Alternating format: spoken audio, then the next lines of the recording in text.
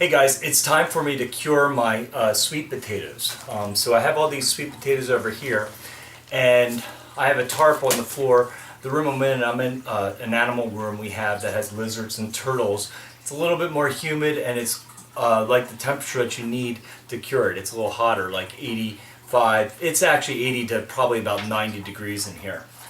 So what you want to do is you just want to lay the sweet potatoes out on a single layer. But this year I'm going to do a little experiment. Let's see, I have this great sieve that I've made, and I use this for drying onions.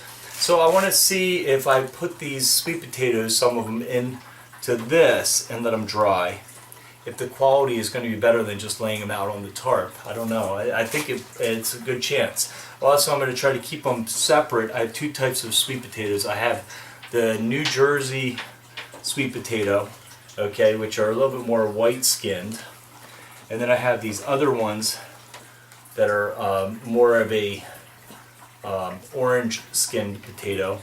I forget the name of them right now. I'll try to post in the comments below what type they are.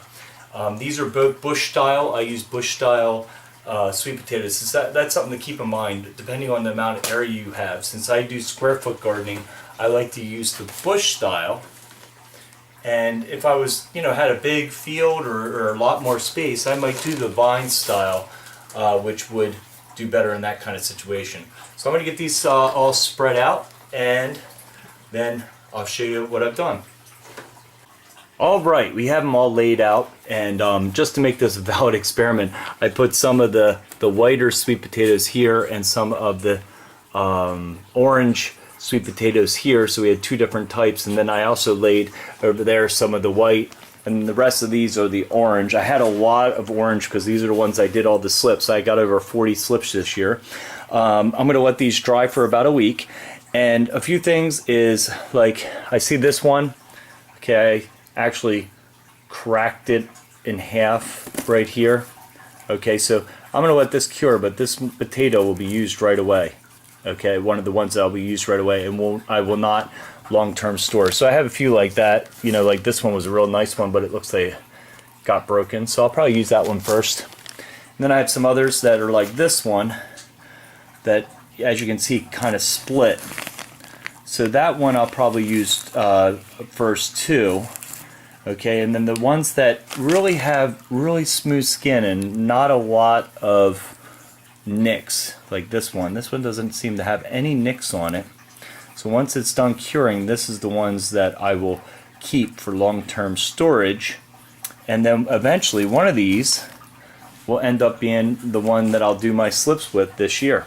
One last thing about growing sweet potatoes or any plant in your garden is at the end of the year I kind of do a little look back evaluation of how everything went this year. Now, I had two beds, so it gave me a good idea. One bed I planted a little earlier, and the other one I did not.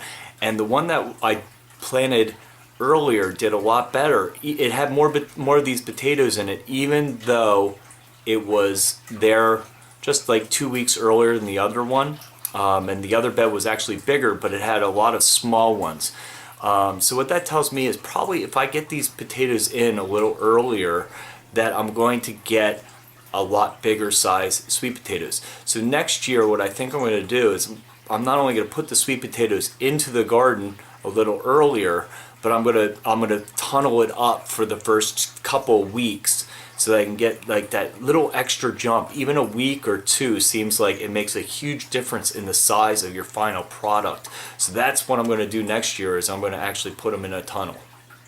Alright guys, well I hope you love this video. I hope you like it, share it with your friends, and watch for my next video. And thanks for watching. We'll see you in the next video.